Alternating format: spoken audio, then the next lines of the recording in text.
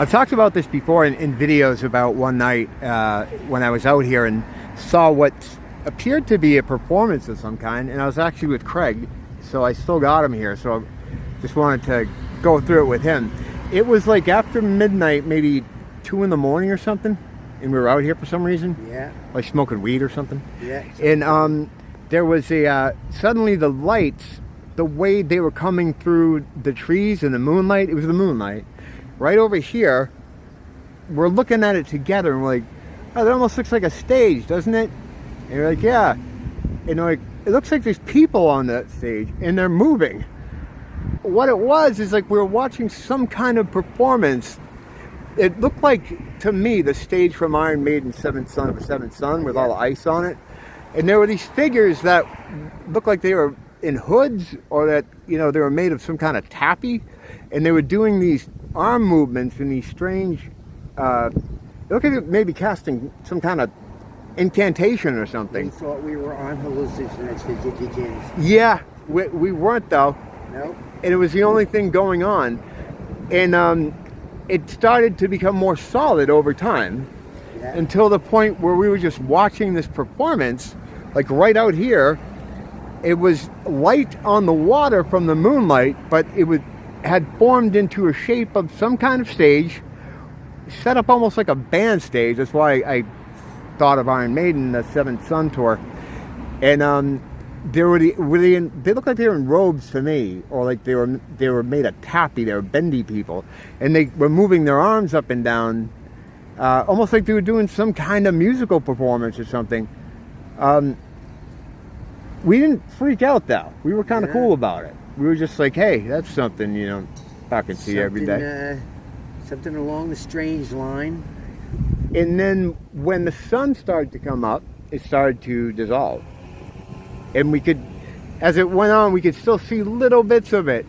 But it started to fade with the sun. But at one point, it was, I mean, the best description, it was a stage, and we're watching some kind of performance put on by these figures, really. How long do you think that went on? It went on a long time. It did, at least 40 minutes at least. Yeah, I was going to say at least almost a couple hours. Because it was early in the morning, so it was dark out when we came out here. The moon was still out. And it was when you lived closer down here. And we watched that thing for a couple hours. And I know, yeah, we were smoking weed, but it had nothing to do with that. I mean, the weed doesn't do that. No. It was like a hallucinogenic experience, but it was just happening there on the water. I don't even know what you'd call that. It was like a silent festival. We were watching something happen. We were watching, I didn't feel like they were performing for us. I felt like they were just going to be doing that anyway. And they were in the shape of humans, but their proportions were all wrong.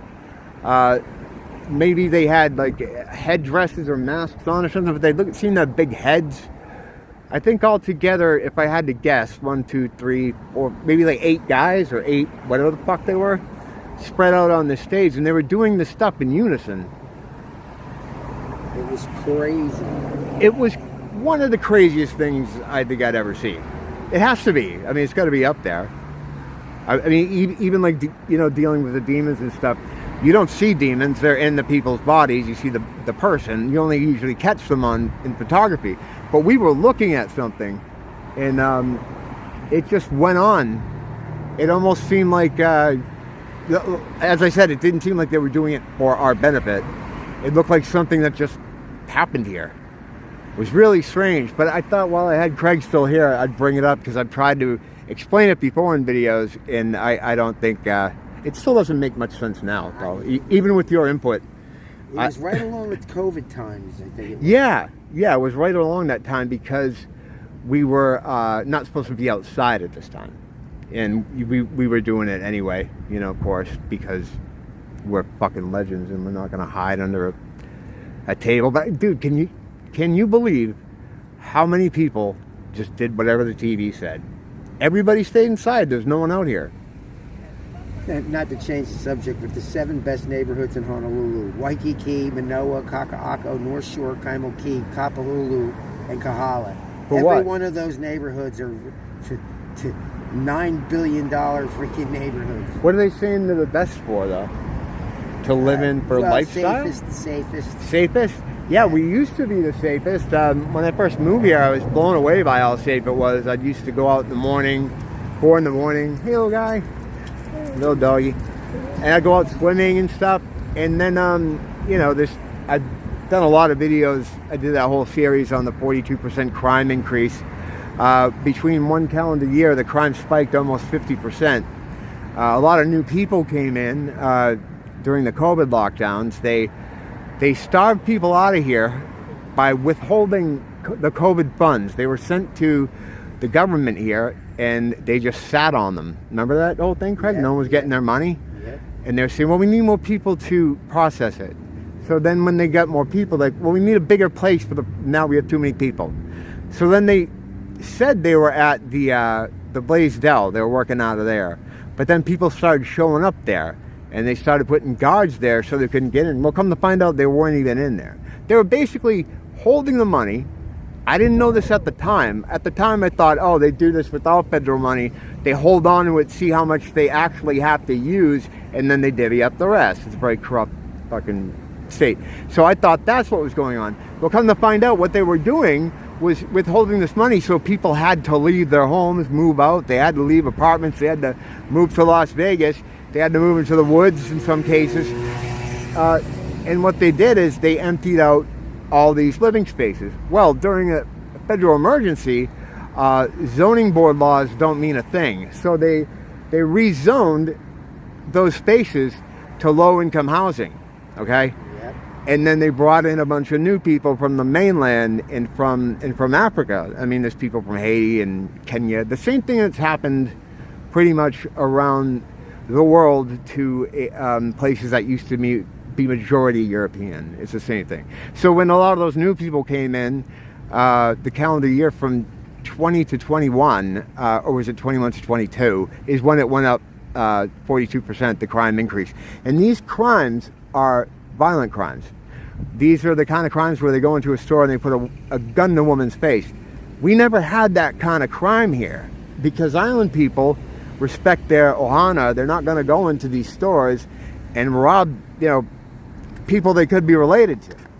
So, and there's a whole lot of other reasons why they wanted to get rid of the islanders, and that's really what it was, because they were the ones that got squeezed out the most, because they don't control the islanders, so they had to get rid of them, and they brought in people who they do control, and that started in Chinatown. Yeah. And it started before COVID. You were telling me there was a big bust down there. All the island guys that used to deal down there got busted, and they were being replaced with mainlanders, is what we can call them. And I said, well, that's weird. And I was like, well, they're not just, it's a CIA thing, obviously. I was thinking at the time, and it is, but it's a much bigger operation than I thought. I don't know how we got on this subject, but I'm gonna peace out. This is a whole separate thing. I did a whole series on this that's somewhere in my playlist. But yeah, so anyway,